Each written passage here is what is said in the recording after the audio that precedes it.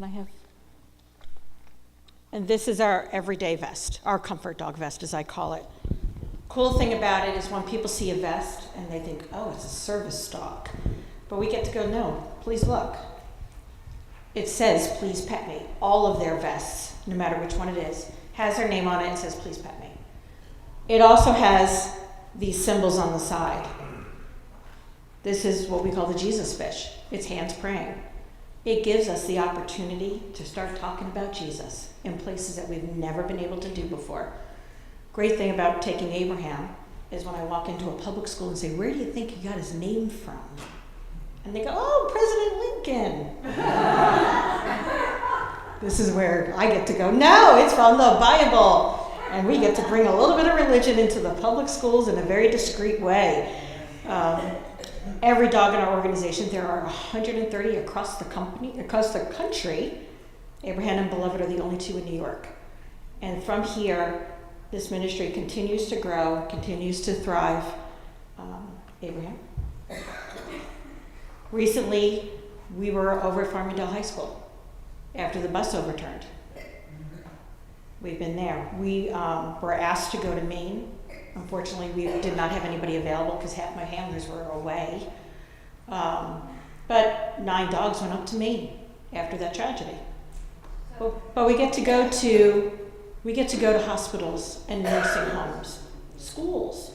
We get to do all those fun things. Yeah, you may have seen the blue Hearts of Mercy on the cross. If you've seen them in Newsday, there's been some articles that during these disasters, there are these white crosses with blue hearts that people are signing. That's our organization as well. They're in the Newsday for Farmingdale, so it kind of, people don't realize it's us, but it is. And I see it in the New York Times almost every time. Right, yeah. And when we brought the hearts, they didn't have a gathering place. It was a rainy, nasty weekend. Dad has helped assemble these hearts. We brought them. It then gave them a place to go and gather and a place to mourn, which they didn't have before. So it was really kind of cool to watch this just unfold. I then took the hearts to the funeral homes of each of the respective adults. And the emotions I ran into the Pelletieri family.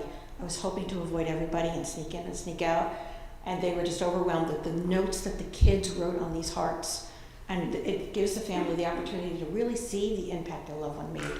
So it's very cool. I'm going to turn this over to John. Let him talk about the veteran ministry. Hello, I'm an Army veteran. We also have a Marine veteran in our group. We like to go to what they call yellow ribbon events that the military holds. These are events that they hold sometimes mostly before a Air National Guard or an Army group is being deployed to a foreign country. So they bring in their families and they have a big day for them. They have, I don't want to call it a party, but they have a gathering so that they can all get together and they tell them what services are available to them while their loved one's away. And they bring the kids. Well, they just love these dogs. They realize that they're going to lose one of their parents, either the mother or the father. You'd be surprised how many ladies are in the military now. So we tell the kids, hey, if you're having a bad day or something, we give them these cards.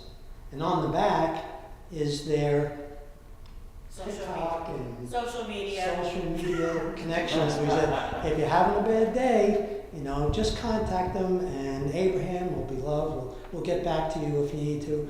They also tell the Army guys, hey, if you're having a bad day, just ring up one of them. You can tell them anything, what's going on. They both have a high security clearance, so no secrets go out anyplace. So it's fun. But it's really enjoyable. We've been out to the Air National Guard in West Hampton. We've been up to Massachusetts there. Don and I have been down into Maryland where they had an event where they lost one of their sergeants to a motorcycle accident. So we go down there and we try to spread some joy and some comfort because for them it's a stressful time. So we enjoy doing that type of thing. Now, I'm a military veteran. Tom is a police officer and so forth. But there is so much other work that needs to be done as a team. There are people who just like to bake cookies, or sometimes we usually have You're on a, my thunder. what's that? You're on my Oh, thunder. I'm sorry. But there are others in the team who also will just, we usually like to have 2 people for each dog when we go. One person that can talk a little bit, the other one kind of watch what's going on, make sure that this one likes to eat the tissues. So if you go to a nursing home, it's terrible. You got it, The tissues up the sleeve. you know. Yeah. So you have to, And don't forget about the wrappers too. appers and so you know, that's our military part, and that's only one small group of it, but that causes us to travel, you know, quite a bit. We've been to Mystic, Connecticut, we've been to New Hartford, we've been to Maryland, and we meet the other dogs. They're you know, we're a national team, really. So that's what we like to do. Thank you both for your service. Absolutely. I'm very proud of both of them, and John Quinn also, who is our other veteran. I'll tell you, and I don't know that I've ever said this with you, but I used to never hear about Dad's service and time in the service. And it happened to me, and I want to share some stories with you. One of the first weekends Abraham came back and got placed here in New York, I was in Hicksville at Shake a Paw. I didn't even get in the door, and I'm getting stopped by people. Oh, let me see your dog, let me see your dog. And this family is petting him. This young girl comes over out of nowhere and is just focused on him, but I'm talking to them, so this is why there should be 2 of you at all times, because I can't talk to her and this and all this going on. A week and a half later, I'm getting these frantic phone calls from Lutheran Church Charities, from my church office. This man is trying to get in touch with you. I'm like, okay, I call the number, it's the wrong number. And now I'm having an even harder time. Finally, he got frustrated and kept calling the church. Someone wrote the wrong phone number down the whole time. Finally called him. In talking to him, finding out he just lost his daughter to suicide. And he had received her pocketbook. So he had gone through the pocketbook. In the pocketbook was Abraham's card. And he said, all I want to do is thank you, because this is the only time that I knew my daughter had a chance to talk to God in some way, shape, or form. We then went with Abraham to his house. And all I did was sit on the floor with Abraham. These 2, just talking away. Oh, he's Navy, okay. But the 2 of them, and I'm now hearing stories that I never heard before from my own father. But the 2 of them were able to, and Mr. Tom, as we call him, we have stayed in touch with him over these years. He now has his own service dog. He was able to obtain it. I was able to help him get connected with the right people. But we got him the help he needed because we gave him the help he needed. So he was thrilled to meet that and just put that connection together. We've had so many stories of unbelievable circumstances out there with us. Before I get to them, you talked about the team. And we have a team, because not everybody wants to handle a dog. Not everybody can handle a dog. Some people are allergic. You're allowed to be. Some people are just like, he's huge. He is. So time, talents, and treasures. The 3 most important things to a comfort dog ministry. Does anybody here quilt or sew? Okay, I would like to introduce you to our wardrobe stylist for the comfort dog team, who doesn't handle the dogs. Mom makes all their bandanas. So her official title is wardrobe stylist. So she gets to make them, and she's done beautiful jobs. They have one for every occasion, every event, everything. The beloved caregiver's ready to kill me if I give her one more bandana. But it's important. I find it important when we show up to a church event with the Luther Rose on there to emphasize that they're Lutheran dogs. But I have a party planner. She does nothing but plan our parties. So we do birthday parties for both dogs every year. It's probably one of the biggest events we have in church now, but she plans our parties. We do a cookie walk. She helps plan that. She plans when we do cookie. She has nothing else to do with the dogs.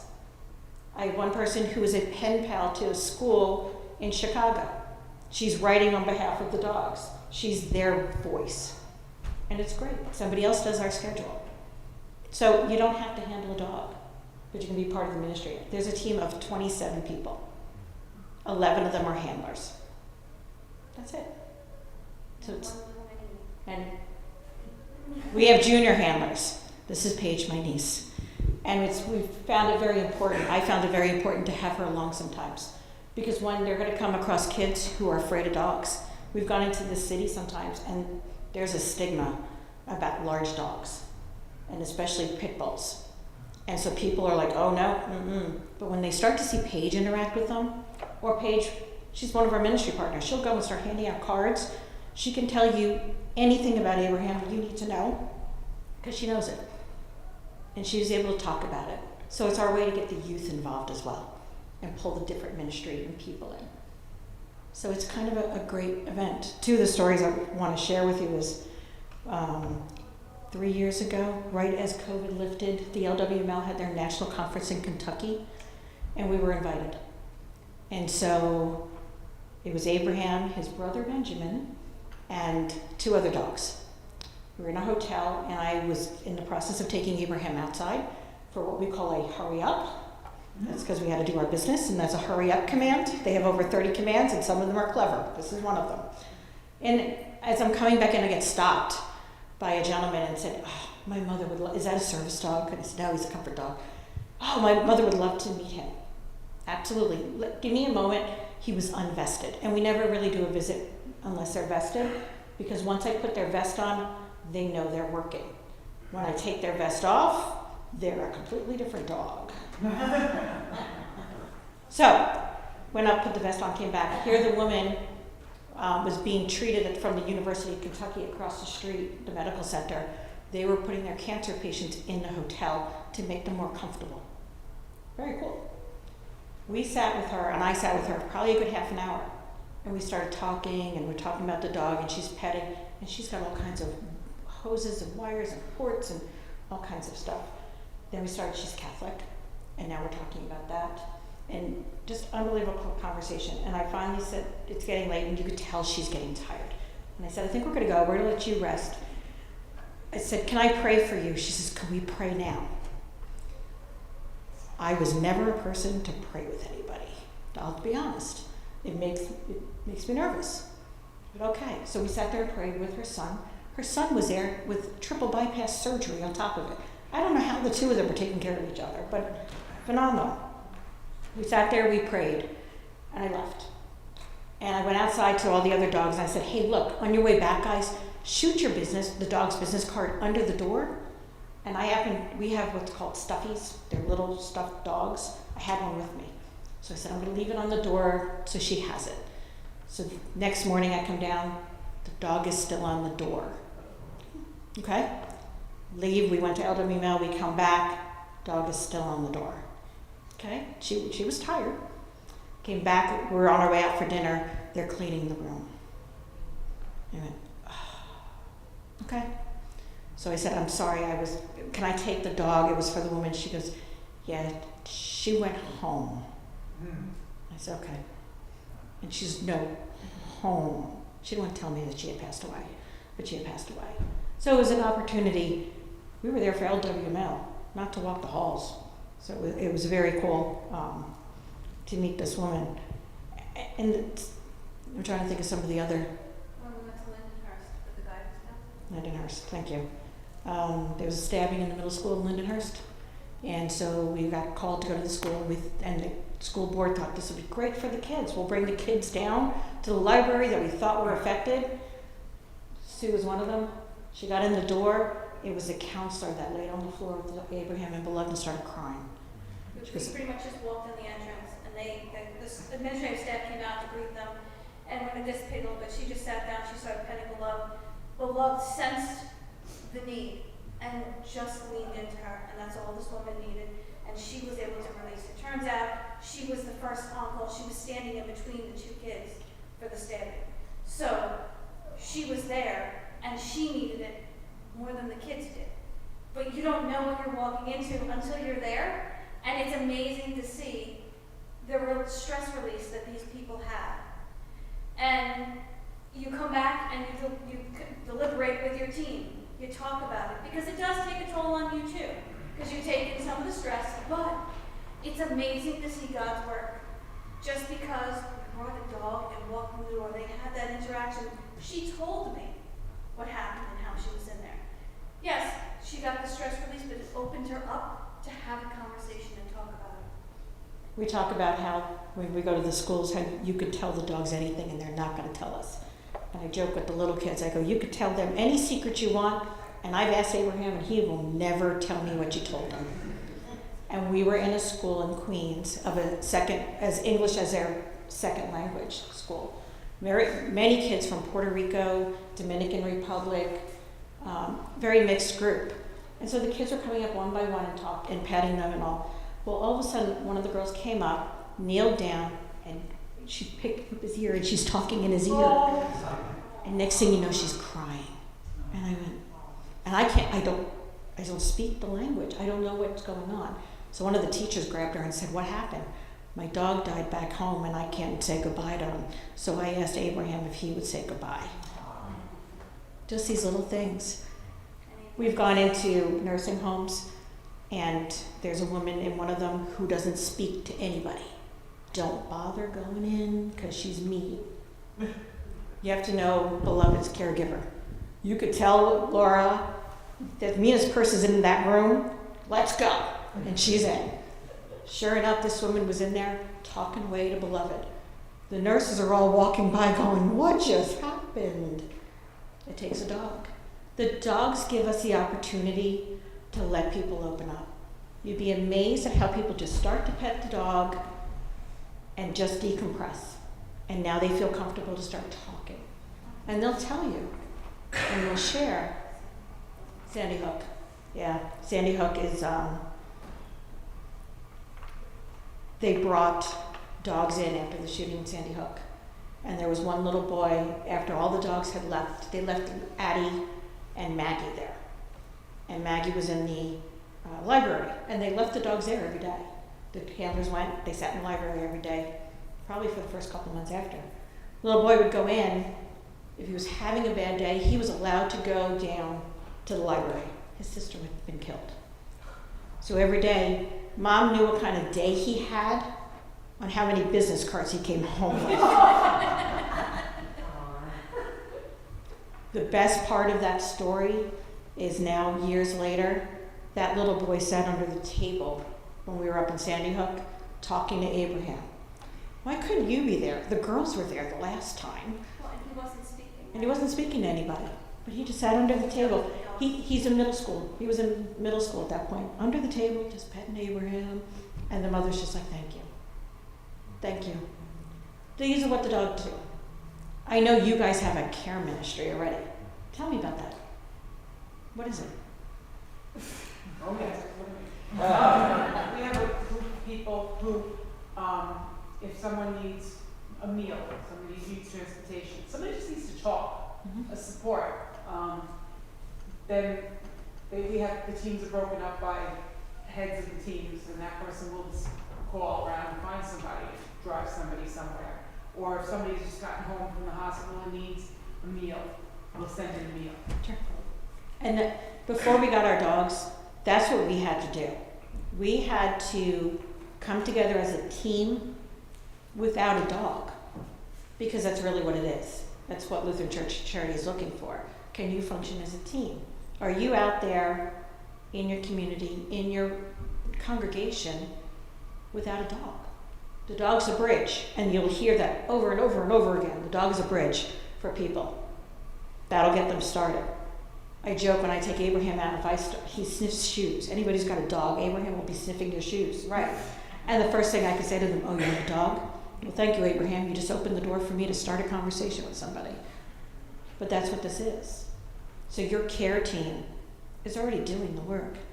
The plus. The best thing I saw with Donna was, and it was, we had just gotten a dog, and then COVID hit. And Donna was just getting going, and she was out there. And Lutheran Church Charities told Donna she had to stop. I'm Donna's youngest sister. You don't tell Donna she can't do something, because she will find a way to do it around and get it done legally without getting in trouble. It's true. She started what they call hoops.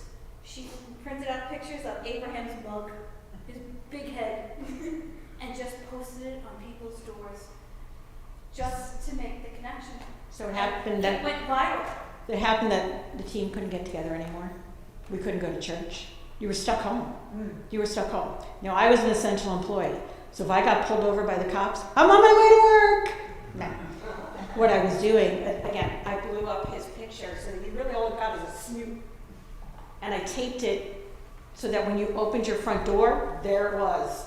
And you got booped. And it was an opportunity to let people know, without even them knowing. I hate Ring doorbells, by the way, because that gave me away every time. But it gave me a way to stay connected, or at least let them know we were thinking about them. Well, then the next year, it was now Easter-ish. It was actually Palm Sunday. Yes. No church, no Palm Sunday. We still had the palms from or they ordered them or whatever it was. I went up to church, grabbed them, 4 a.m. Palm Sunday morning. I'm driving around taping palms and boops to everybody's front door. I think I delivered. So it was the whole team. Yes. No, the first year when the palms I did. The next year, now it's become a tradition that every year around Easter, you get booped. We And- named the Booping Bandits by LCC. Booping bandits, because it was our way to say, and I've asked the congregation, hey, who could use a smile? Give me names, because your neighbor, you know how many neighbors I've done? There's somebody, I thought I was booping a team member's house. For 3 years, I was doing the wrong house. Great. Ethel Portum is still mad at me that she hasn't gotten booped yet, but her neighbor did. But that's the fun of it. And then people were posting on social media, because that's how we're staying connected. They got booped. They got booped, and it became a fun thing. And now other comfort dog teams across the country started doing it because we stayed connected without touching, without talking, finding creative ways. We go to Millneck Manor School for the Deaf. I don't do sign language. And thank goodness they've got people there to help me. But how do I connect with them? How do I, other than just walk in and say hi? One, they taught me Abraham's commands in sign language. So at least I can, in the room with them, do his commands so they know what's going on. But then we started playing Abraham bingo. So I did picture bingo of all his favorite toys and pictures and all that. And so we would go and play bingo with them. So I could show a picture, and for a half an hour we had that connection with them. So it's finding other ways, creatively, that I would never have thought of before, to reach out to folks. And you read stories. Sometimes you go to elementary schools and do secret reader. The teams have gone out and read books. We've done all kinds of creative stuff. So it's not about just a dog going out, walking a dog. It's the connections we've made and the people we've met over this time that has just been unbelievable. Travis Yee, Pastor Yee from Glen Cove, is a reservist in the National Guard.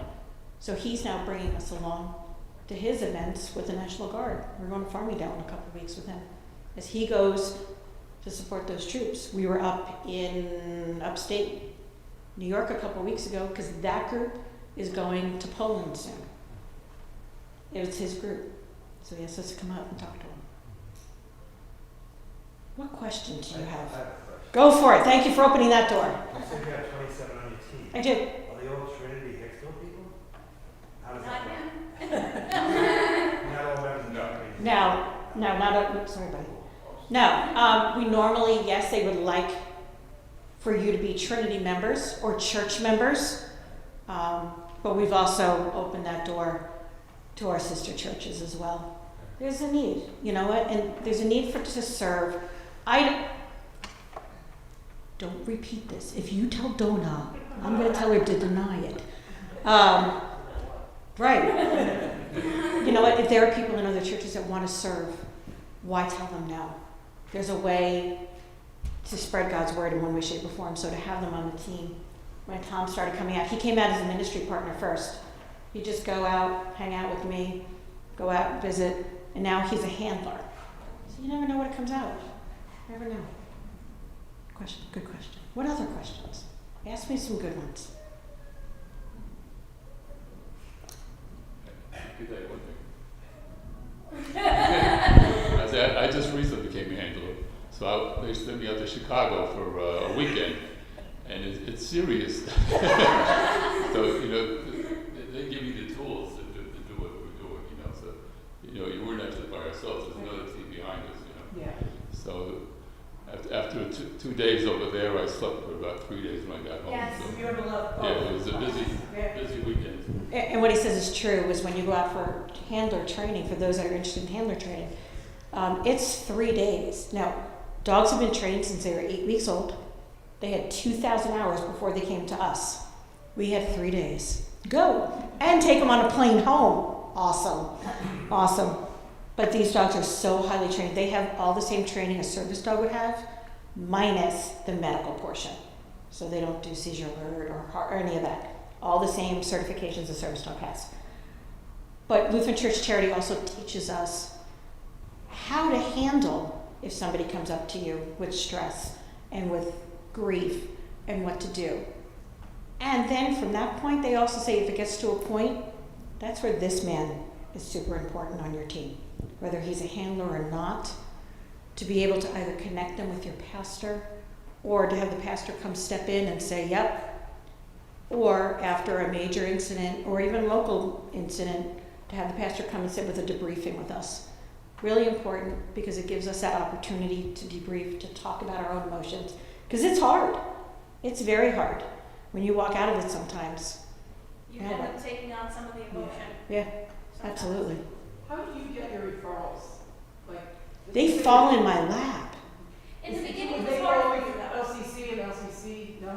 No, what honestly happened was we started going before the dogs. We went to the police station. We went to the fire department. We brought them cookies. They loved it. Huh? The Memorial Day Parade, the first year we marched in the parade without a dog. Our church has a banner. We made a second banner that just said Comfort Dog Ministry. The year after that, we added Abraham's name to it. Last year, we added Beloved's name to it. So gratefully, I thought ahead to make sure there was space to add names. But they fall into our lap. They see us. So we wound up at the Bristols because we went to a 9/11 memorial in Hicksville, and the rec director was there, and she said, I would love for you to come to our home. Okay, fine. She then called the East Meadow girl, and then she called the Westbury girl. So, word of mouth comes out. Once they start to see how calm and gentle the dogs are, the word gets out. But I guess, when there's like a tragedy somewhere. That comes from Lutheran Church That Charities. comes from LCC. Unfortunately, I think the TV is on in that building 24/7 that they're watching it. So a perfect example is Maine. Mm-hmm. We were all on standby the minute it happened. We all got an email saying, be ready. But we never show up. We never just show up. We have to wait to be invited. And so, We also make political connections too. right. That help us get doors. Right. But again, we can't just show up to places. We wait for somebody to invite us in. So I'm gratefully with a network of pastors that are in the LCMS. One will call the other and go, call the dogs in, call the dogs. And that's how we get into most of these tragedies. Or Lutheran Church Charities will reach out. The district presidents are the first ones to say, hey, yeah, we've got a dog, bring the dog. So I will say it's very cool to show up as a regional team. It's very cool. It's powerful because when people watch, even now with walking in with 2 dogs, people are like, oh. Then when you walk in with 6, wow. And it's really cool to connect as a regional team. Yeah. To know that you can lean on each other for ideas and support and to go there together. I think we've got a great regional team. We all, get along so well and we thrive doing this. We love it. And sometimes when we know our churches have an event, and it'd be great to have a couple dogs, we'll call each other, hey, you available? We were up in Connecticut for one of the church's dogs' pastors being installed. 7 of us just showed up. We didn't just show up, but we showed up to support each other as well, so it's kind of cool. 2 weeks. We have reconnected with United Airlines. I say reconnected because COVID had severed our relationship with them. We've reconnected with them, and we're doing their fantasy flight. They bring the kids in from the local hospital that are sick with cancer or something. They fly them to North Pole. They actually fly to Buffalo and back, but the kids don't know that. They come back to the North Pole. It might as well be. One year it snowed so bad, we were like, those kids' minds must be blown.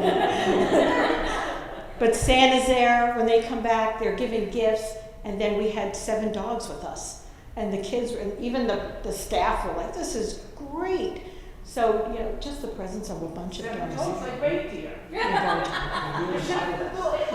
if you guys want to come with us. No, I was just saying that Donna had already invited us to participate in this. Yeah. I think, yeah. I'm like too, so. Yeah.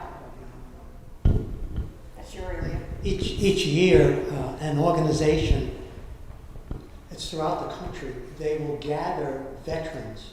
They will leave from MacArthur, fly them to Washington D.C. and give a day Honor flight. honor flight. Did it? We're there when they come back. When they come back, it's awesome. Just these guys proud. One guy was about 100 years old one day. You can see some of the older men, you know, they're in their wheelchairs and so forth, and families are pushing them. But there are some guys that, you're not going to push me in a wheelchair. And they come out, and there are hundreds of people there. If you haven't been there, it's unbelievable, MacArthur Airport. I mean, the Boy Scouts, the Veterans Organization, fire departments, kids, churches, hundreds of people line up so when these people come out, they applaud and recognize them for what they did. And it's 11 o'clock at night. Saturday night. On Saturday night. The first night it was raining so hard, I said, I can't believe these people here. When I got there, I was blown away when I was inside. Now, I was in the Army in the 60s, and these guys come walking out. Some of them were Korean War and a couple of World War II veterans. I'm going, these men are at least 20 to 25 years older than me, and they're marching out like proud as can be. And what's cool is when they get to Maryland and Washington, D.C., Kezia and Amos Comfort Dog are greeting them there. So when they're coming back, they're like, is that the same dogs? So we're here. So again, it's kind of cool in that connection that we've got with some of these dogs. So let me tell you a little bit more about me. This might help some of your questions that you're not asking me. Yes, I'm the ministry director. Yes, I'm the top dog. Yes, Abraham lives with me, hates my vacuum, hides it on me daily. I work full-time. I'm a full-time store manager for Petco, not gonna lie, does help. But I work 45 to 50 hours generally a week. That's mine. This is my other full-time job. Not quite full, sometimes I exaggerate and I do take on more than I should. I'm learning to delegate. My whole family laughs at me, but I love this ministry. If you had asked me 5-6 years ago, would I be doing this? No. And no, I was on church council. We just went through a rough patch with the pastor, and in my mind, when I was done with church council, I was going to Calvary, I think. I don't know what else. So, to join in this was a different story. And to learn to lean on the team. Now, I'm his caregiver. When I take the vest off, I have a dog. There are toys all over my house. They did not train them to put their toys away. So that's there. He gets brushed every night. He and I have downtime where I brush him, we brush his teeth, we trim the paws, we do the nails. You know, it's a routine. You get into a routine. I make sure their vet visits are taken care of. I may not be the one going. I prefer to go because I know the lingo and I know what I'm listening for. But they can go. Beloved with her caregiver. Now, I'm not crazy. I did not take both dogs in my house. Beloved has a second caregiver. Handles all of her food. Now, the ministry pays for the food. The ministry pays for the vet care and the visits and anything the dogs would need. We are not part of the church budget. There's not a line item in the budget for the comfort dogs. So we are self-supporting through fundraising, through donations. That's how we exist. The ministry pays for all of that. What helps is that I work for Petco and I can get a discount and all that. The grooming is done through Petco. But many teams have found somebody local. Guys are on the roof yelling. It's God talking, that's that. Let's talk about the Holy Spirit. Right. Many teams across the country have a vet, part of their church. They may have a groomer that's part of their church that donate their services. That's an option, and that's something to look for. She's whispering already across the aisle. Yeah. You'd be amazed at the hidden talents in your own church that you aren't aware of. You know, that you find that people raise their hand, hey, I know a person. Hey, I know that. It's just, things just come up. Just comes out. It runs smoother than you think it's going to go. You hear we're self-funded, you go, holy cow. But it's amazing the donations, the outpouring of love that people give, because they hear that you're self-funded, and they just donate. They just donate time. They donate financially. They donate however they can to support your organization. I'll share with you, and I don't make it off public knowledge, Abraham had ACL surgery back in January. He had injured it. We thought it would heal on its own, and we said, and the vet, he wasn't getting better, and I finally said, that's it. So I went to the vet. They said, okay, it's going to cost about $4,500 to do. Now we have the funds in the account, and we're going to do whatever we need to do for the health of the dogs. All the money for his surgery and care was donated and given as donations to us. So I never had to touch the ministry money that people from the church and outside the church had given donations specifically for the care for him. So that people know and see what they do, and they've touched their lives in one way, shape, or form. And it's amazing. So gratefully, one of our church secretaries is Belove's handler. We originally had the other secretary as Abraham's handler, so it was like daycare. Every day I took Abraham and dropped him off and see you later. They work on an average of 4 to 5 days a week. Usually some visits are 2 hours, some of them are half an hour, depending on where we're going. They want us to have the dogs working 6 days with a 7th day of rest. But it depends on the schedule. Some weeks there may be 2 or 3 visits for each dog, some weeks there's nothing. I'll tell you, COVID made it become very creative because we had Abraham and Abraham couldn't go anywhere. So gratefully he went to work with me because at least I put his vest on, put him in my office all day, and I'd lose a cashier halfway through the day. I'll go check my office and they're in there talking to him. But it forced us to become more creative. The dogs became professional Zooms people. We all figured out to tape a tennis ball to the top of the monitor so the dog would look at the monitor and the camera so that we could connect with people across the country. Girl Scouts do their badges. We've gone to Girl Scouts. Yeah, the Girl Scouts have animal care and another one. The Boy Scouts have one, so we've done those. We've done quite a bit. What other questions? You have to have questions. Thoughts? Thought, please share. I would like to thank you personally. You mentioned New Hartford. My brother was pastor of the church in Folsom, New Hartford for 28 years and was asked to become the district president, and he did. And he was in that role just a few months when Pastor Morris and Sandy both called and said, you need to get here immediately. And my brother said, what's wrong? Pastor Morris said, just turn the news on. And so my brother went. There are the The dogs. dogs were there, and I remember getting a call from him, said, Kat, I can't do this. He said, I've been in ministry my whole life. I don't know how I'm going to do this.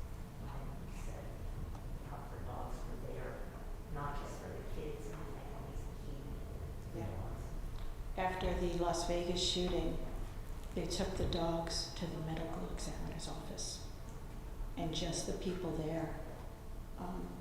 Dad and I wound up at the 911 call center in Nassau County. It's right in Westbury. And for a little while, I'm friends with one of the supervisors on the overnight staff. And every once in a while, she'll call me and go, we need you. So we were 2 o'clock in the morning, I'm Zooming with them because we couldn't go in. You know, and then I just put the camera on him. He wasn't even awake, but they were just talking away to him. Well, we wound up there when it became somewhat safe. They put us in a conference room and allowed the staff to come in one by one. and they were coming in and laying on the floor and crying. Well, we had no idea. At one point, they were turning people away if you called 911. They were saying, we can't send anybody because we don't know what's in your house.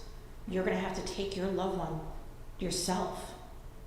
And it just devastated them that 911 and I can't help you. I can't help you. So that became quite the thing going on for us for a little while.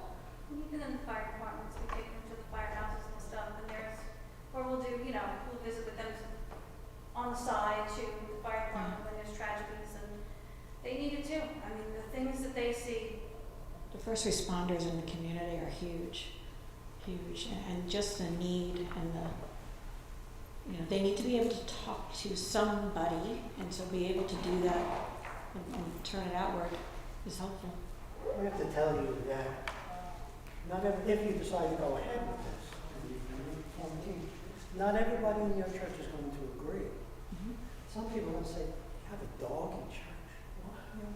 Why would you want a dog in church? We're going outside. Some of them you will eventually win over. Some you will not. Some are going to resist. Some will just, okay, the dogs are here today or whatever. Turns out sometimes when Don is on the altar, it's just like last week, Nancy and I tend to sit in the front, so it was my turn to be with Abraham. So when people come down for communion, some people, the dogs there, some people pet, some will just like turn away. So you're not going to get everybody agree to what you're doing. That's okay. I mean, they've got the things that they like to do in church. They might like to be ushers or whatever. But this becomes your ministry and a part of your church, of what your church's ministry is. It's an outreach. It's and not that'll make you stronger. It's not an in-reach. Two things to know. It's not an in-reach. It's not here for your church. It's for outside your church. And maybe it'll bring people to your church. Maybe, because they want the dog is there. You're out in the community. It's and it's going to bring together this team that I have. Some of them I had never even known they were in our church because they went to a different service. I never connected with them. And it was amazing. One couple became, and let me go back to what I do. If I go on vacation, often work one time a year, I have to go away for a week. Abraham can't go with me. Abraham doesn't get vacation. Thank you. That's okay. They both have backup caregivers. So if I need to go away, there were times that Pastor Hopkins would call me and go, give me the dog. What? Give me the dog. Just to give me a break. Not that I needed one, but you know what? I think he wanted it. So he was a backup caregiver and would take the dog. Or if I got stuck at work for extra time and the secretary was leaving, he'd take Abraham home with him. So he had a setup at his house for all his supplies. I think they enjoyed it just as much as I did. So both dogs have backup caregivers. I'm beloved's backup caregiver. Abraham, mom and dad are Abraham's backup caregiver. If my other caregivers can't, or I try to split it up sometimes to give. They're trained to go from house to house. They're trained to be changed. They are very much working dogs. They're trained to have different handlers. They adapt. They really adapt. They could care less. Well, we should stop. There's a it. question in the back. Please. So a call comes in. Yep. Could you go through the process of what happens? How you go through You bet. where they're going to be, who gets assigned? You bet. So what I've learned in my couple of years is I have a Google Calendar that I use on my phone so I know where the dogs are at all times and know their appointments. A. I also have Google Sheets as a sign-up that each member of the team has access to. So they could see if a visit is coming up. There's a column for a handler and a column for a ministry partner. They get to sign up. I get a call from Lutheran Church Charities. You're on standby. I immediately send an email out to all the handlers who's available, who's ready to go, who can go. Sometimes nobody, and that's what unfortunately what happened for me. Nobody was available. I couldn't take off of work. We just couldn't, it just didn't work, and that's okay, that happens. We're human. But we're waiting. If we get the call to go, gratefully now we can fly. We weren't able to fly for quite some time because people brought their comfort peacocks and lizards and all on the planes. And so that had stopped the FAA from allowing dogs up on to the plane. We've now been able to, through United, to get our dogs flying again, thank goodness. We get to wherever it is. They try to keep us in our region. But if they can't get enough dogs in the region, they'll go out to the next set of dogs to see who can go. In there, the ministry pays for the hotel, for the food, anything the handler and ministry partner will need on that trip. We also try to send, if Dad goes, I might try to send Tom so that we have male, so that it's one less hotel room. So I'm not doing male and female, and just trying to keep costs down. Or I have a couple of husband and wife teams, so they'll go in that aspect. Many times Lutheran Church Charities does give us some money back, or when we get there, they'll say we'll take care of this financially. You'll see on their website, if we get called out, they'll put a thing out there asking for donations to help subside the costs for us when we go out. And then we're out there. There is a point person for the Northeast region. I'm the point person. I'm also the Northeast Regional Director for us. And so I would go with 2 of my team members so that I can direct the teams where to go, where to be, meet with the media if necessary. And so that's what that looks like. We could be there for a day, 2 days, a week. There have been times, Uvalde, the dogs were down in Uvalde. And they were there for a week and then turned around and sent a different team in. So if we get called to a major deployment, is what they call it, those folks have to be available for a couple of days. And so for folks that are retired, this is ideal for them.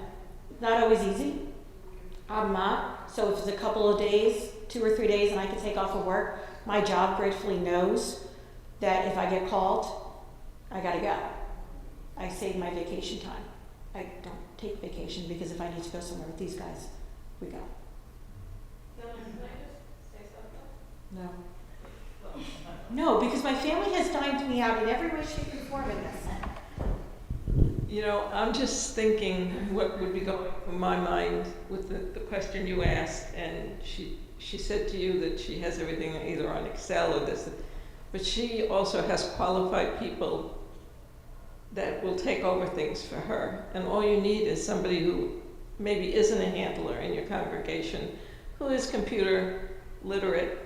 You just make that call to them. But because I'm thinking, I'd be sitting here saying, well, I can't do that. I don't have The all person the who does abilities. my calendar didn't know how to do it, so she got her teenage son to help. So he showed her how to do the calendar, and she does that for me. I do all their social media, so the dogs are on Facebook, Instagram, and Abraham is in TikTok, because we learned the high school kids, and they like time on TikTok, his TikTok blows up.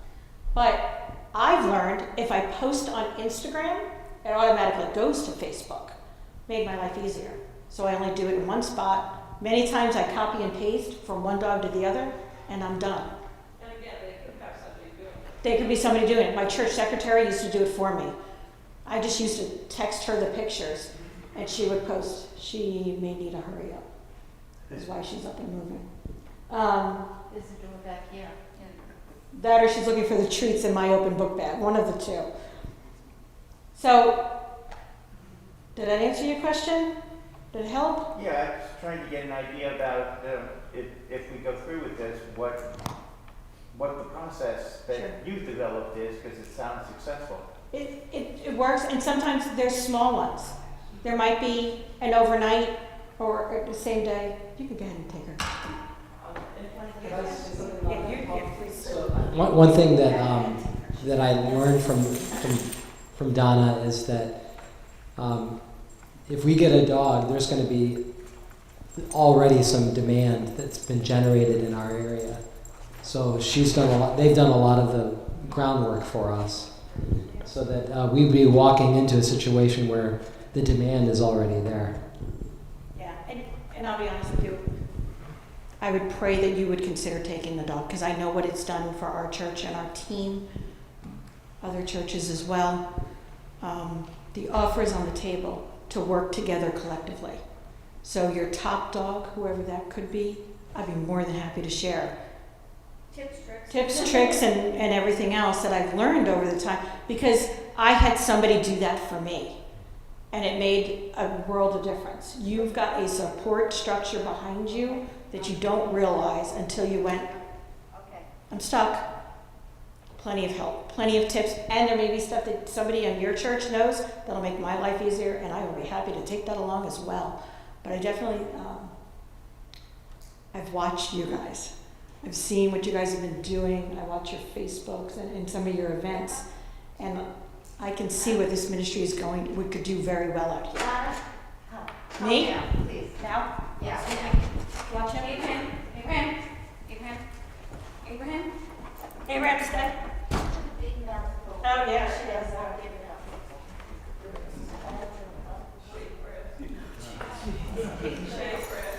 Well, should we close it up, or is We there? can pretty much close it up. Yeah, and I may have a connection to the Dix Hills Fire Department for you, if you need to get into the fire department. Good. I have a friend that went to Trinity, a lifelong friend who's now in the Dix Hills Fire Department, so. She's fine. Yeah. Well, thank you so much. And again, if you're interested in being part of this, you can talk to Jackie. Jackie's got a sign-up sheet to take names.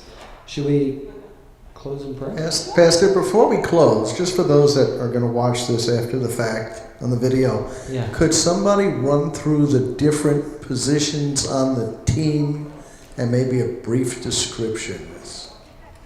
Okay. Actually, Jackie, you have that list. Should I If just read Jackie through has it? the list, if she could just go over it so those watching can get a grasp of that. Okay, so we met with Donna, who's a different person. Donna, different than Donna. Donna. Yeah, One end, not two. and She ate dirt. She's got a mouthful of grass and dirt, which is her normal MO. So there's no emergency. the list is top dog, 1, community engagement strategist, 1, primary handler, 3, secondary handler, 3, secondary caregiver, 1, primary caregiver, 1, backup caregiver, various, walkers, various, and then general support, 1. But like as Donna said, there's many ways that you could support the team. So you need a minimum of 10. Right, but what he was asking was, what does each one of those people, what is the description of each of those? Top dog oversees the ministry. Right. Primary caregiver houses the dog. That doesn't mean, okay, you got a list. I love lists. I don't know what that means. You hold that. Those are names on there that I don't recognize. That's okay, with columns. That community engagement is probably your social media person? Maybe? Maybe. Okay. Right? Okay. Not really? There's a person that oversees all of our engagement in the community. Like when we listened to the audio initially, it was like you were talking about building a presence in the community Got it. and outreach in the Oh, community okay. and planning for that and executing that. Okay. Well, before you actually have the dog, so somebody to lead that whole activity. Got it. Okay, now I understand. Okay. For the team itself, top dog, caregiver does not have to be the same person. There are top dogs out there that don't house a dog. It makes it easier because you kind of know what's going on, but some people don't have the capability. They either can't, there's an allergy in the house or whatever, but caregiver, they need a backup caregiver because again, the dogs don't go on vacation. Abraham's tried to go to Disney a couple times, it doesn't work. We tried. But the handlers are all trained to also be caregivers. They've changed the training over the years. Now the new handlers are getting trained that if they need to keep the dog overnight, they know what to do. So they can be backups if necessary. And then you need, so it's a total of 10, top dog, core 10, top dog, and then I'm just gonna call it 9 handlers. But 2 of them have to be, one of them for sure has to house a dog. And you need it. I'm going to tell you, you need those people because not everybody is available all the time. I have one person who takes Abraham to Bible study and Central Iowa Nursing Home every Tuesday. I have somebody who takes Beloved to Nassau County something every Wednesday. So you kind of develop a routine and a habit. I take Abraham every Thursday because that's my day off. So it falls into place in one weird shape or form. So, does that help? Yes. I've heard some, oh, it's Megan saying, Mom, can I have a dog? Well, thank you, Donna. That's a good. We are praying for you guys. I hope that you do go through with this ministry because, again, I know what it's done. I know where it has grown in our community. We've now become connected with some political people as well who know to call us in emergencies, and I know the need out here because I've turned away visits because it's just become an overload on us. So, Thank you. Now let's close in prayer. Gracious God, we thank you for Donna and all the volunteers that came here, and for Beloved and Abraham, and all the doors that you have opened through this ministry for them. And we're grateful for their enthusiasm. And we pray, Lord, that you'd give us discernment and wisdom as we consider this as part of our outreach at St. Luke. We pray that you would make the road available to us if that's where you want us to go. And we pray all your blessings upon us.